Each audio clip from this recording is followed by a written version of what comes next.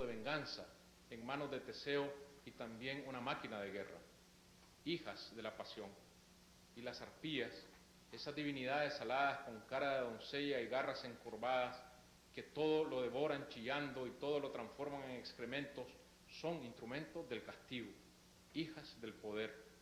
Al rey Fineo nunca lo dejaban comer, arrebatándole con rabia sarcástica los alimentos de la boca. Cito este último ejemplo quizás porque en la zoología mítica de Nicaragua la figura más emblemática es el pájaro del dulce encanto. Es una representación no solo de la imaginación popular que crea los mitos, sino más que eso, un símbolo del sentido de la vida, de la necesidad y el deseo. Es entonces que el mito penetra más hondo y se vuelve insustituible. Este pájaro, que tiene un plumaje de vistosos coloridos, deslumbra a quienes lo ven cuando aparece volando de la nada.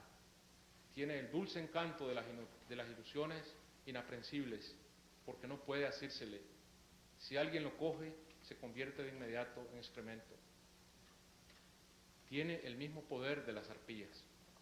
De toda aquella maravilla de apariencia soberana, eso es lo que queda entonces en la mano de quien lo ha deseado o lo ha necesitado.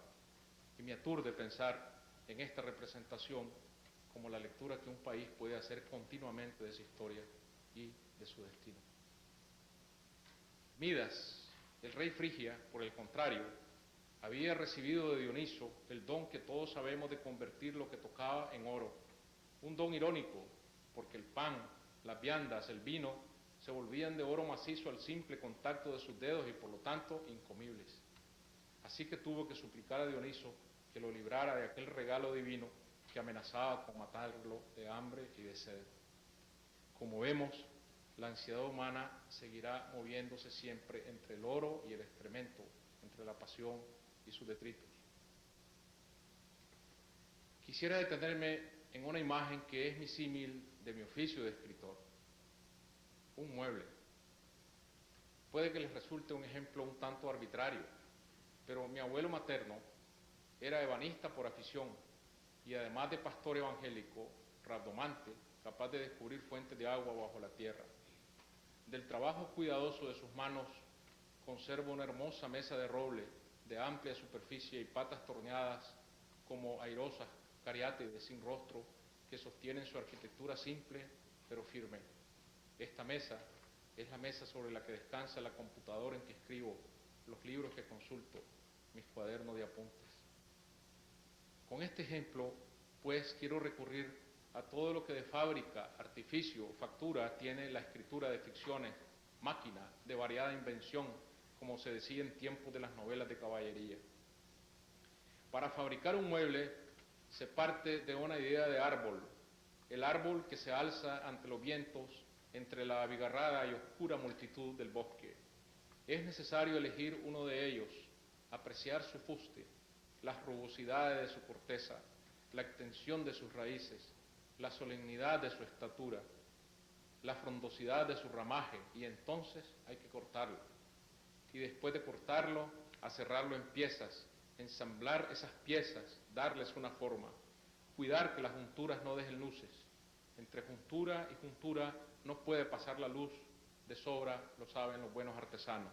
Y por fin, tallar, lijar, pulir, barnizar. Nada sobrevive de aquella forma de árbol, pero es el árbol. Entre el árbol y el mueble, entre la materia del árbol y la transformación de la materia en un mueble, queda de promedio la apropiación de esa materia, apropiación que es el proceso de convertir la realidad en imaginación y la imaginación en lenguaje. Un proceso que requerirá de diversas herramientas, como las del carpintero que era mi abuelo, plomada, escoplo, buril, y rigor, disciplina, sentido de las proporciones, medida de la estética, amor de la perfección, aunque la perfección se vuelva siempre inaprensible. Volver a lijar, volver a pulir, tachar, sustituir, desechar, no dejar nunca luces en las junturas. También podríamos utilizar el ejemplo de una prenda de vestir que me permite hablar de los procedimientos ocultos, esos que nunca pueden exhibirse a los ojos del lector porque conspiran contra la credibilidad del artificio, como serían las costuras de un traje, o el revés de un bordado. Voltear la tela al revés para examinar las costuras es solamente un vicio del lector que lee como escritor y quiere ver la calidad de las puntadas o la trama de revés de la tela donde se esconden los secretos del procedimiento. Pero esta es una deformación del oficio que no le deseo a nadie que emprenda la lectura de un libro de imaginación por el gusto y el placer de leer, que es, al fin y al cabo, la razón de que existan los libros. Entrar en la lectura de un libro es entrar en la novedad que no debe ser mancillada. La costumbre, la familiaridad terminan matando la sensación o la ilusión de novedad cuando uno lee como escritor para advertir los procedimientos, las mecánicas de relojería del libro, sus costuras, la trama al revés del bordado. Es la misma familiaridad que permite descubrir en la sala de la casa ajena que nos ha seducido la primera vez, tras repetidas visitas, la sombra de humedad en las paredes, la rotura de la alfombra, la insistencia de la presencia de determinados objetos que si nos maravillaron al principio, ahora nos resultan demasiado pobres, un desorden y un descuido que antes no estaban ahí ante nuestros ojos. Es la desilusión de la intimidad la que se apodera del ánimo, y en esa desilusión empiezan a habitar también ruido, voces, olores, con su presencia incómoda. En la introducción de Tom Jones, Minuta para el festín, Fielding advierte que el autor no debe verse a sí mismo como un caballero que ofrece un festín privado, sino como el patrón de una fonda donde todos los clientes son bienvenidos porque pagan. Si se tratara de una comida privada, los invitados nada podrán protestar contra aquello que se les sirva. Por el contrario, el cliente de la fonda tiene el derecho de exigir de antemano la carta para saber qué puede esperar. Y solo hay allí un plato a escoger, la condición humana, human nature. El huésped no deberá ofenderse porque tenga una escogencia única. Más fácil sería para un cocinero agotar todas las especies animales y vegetales en una multitud de platos que para el novelista agotar todas las variantes y variables de la condición humana. Lo demás es asunto de cocina. Nadie debe penetrar en la cocina, pero solo del autor dependerá que esa presencia, con sus ruidos, sus cacerolas sucias y sus desechos, deje de ser obvia a lo largo de toda la lectura.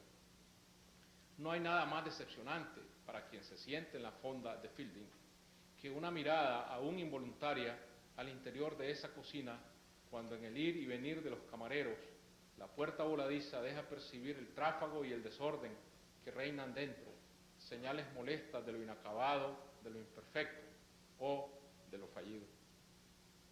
De la verosimilitud de los procedimientos es que depende la eficacia de la narración, la congruencia. Nadie olvidó nunca, después de los siglos, que Cervantes a su vez olvidó que a Sancho le había robado el borrico en la Sierra Morena el famoso ladrón Ginés de Pasamonte, librado de la cadena de galiotes por Don Quijote, y que en el siguiente párrafo del mismo capítulo aparece Sancho montado a la mujeriega en el mismo borrico. En la segunda parte del Quijote, Cervantes quiere desquitarse de su error y el bachiller Sansón Carrasco le pide a Sancho que explique el olvido, pero vuelve a errar Cervantes cuando habla Sancho y cuenta otra vez, como si fuera una novedad, quién le había robado el jumento, algo que nosotros ya sabemos. En su novela La hija de Homero, Robert Graves nos enlista las incongruencias que encuentra en la Odisea. Cuando Ulises huye de la isla de los cíclopes, Homero olvida que el barco tiene el timón en la proa y no en la popa, como dice después, que hace falta más de 3 hombres para ahorcar a una docena de mujeres de una sola vez, con una sola cuerda, como ocurre con las criadas después de la matanza de los pretendientes que acosan a Penélope. Que con las 12 hachas a través de las que dispara Ulises con el arco y que nadie recogió, los pretendientes pudieron haberse armado de sobra. Que no se corta madera de un árbol vivo para fabricar un barco. Y en fin, que los halcones no devoran nunca a su presa en pleno vuelo. Peccata minuta, gotas de olvido en un mar inconmensurable de memoria. Pero los olvidos, que se vuelven incongruencias, perturban el deseo de participación del lector, causan malestar, despiertan impaciencia. Recuerdan el artificio, dejan entrever los afanes de la cocina, una mosca en la sopa en la fonda de Fielding. Y la suma de olvidos, incongruencias, desajustes de tiempo y lugar, ausencias, errores, aún los sintácticos y los ortográficos, demuestran la inconstancia y la falta de pericia en el manejo de las herramientas y en el uso de los materiales. Exhiben el no saber. No hay cosa más difícil que manejar un sombrero en la mano de un personaje, me ha dicho Gabriel García Márquez, y es verídico. Se requiere de una gran pericia para no olvidar a cada paso qué debe hacer ese caballero con su sombrero. Si colgó el sombrero de un perchero, no podría aparecer luego con él en la cabeza, paseando por la calle como Sancho a la mujeriega en su burro robado por Ginés de Pasamonte. La solución más práctica la daban los viejos seriales de cine de los años 40, donde gángsters y detectives se liaban a golpes sin botar nunca el sombrero, por muy enconada que fuera la pelea, sujeto a la cabeza por algún pegamento de zapatos de la más probada resistencia. El mueble que deja ver luces en las junturas, el que no se asienta bien sobre el piso, el que acusa rugosidades extremas en la superficie, el de las gavetas que se pegan. De esa suma de imperfecciones resultan los libros prescindibles, contra los que se levanta el rencor y el propio olvido del lector, castigo final de las malas mentiras. A los malos mentirosos ni Dios los quiere. Digamos entonces que en la mecánica de la lectura hay un juego de correspondencias visibles e invisibles entre el escritor y el lector que no deben ser interrumpidas por los defectos o que solo permiten un número muy reducido de defectos. Es una operación delicada porque depende de percepciones en un proceso que va de la mente a la mente, una cadena de imágenes pasando continuamente por el filtro de las palabras. En ese proceso debe crearse una correspondencia armónica de imágenes, aunque no necesariamente una identidad visual. La torpeza en el procedimiento o los defectos en el lenguaje son capaces de frustrar toda la operación y volverla tediosa o ininteligible, frustrar la imagen, desconcertarla.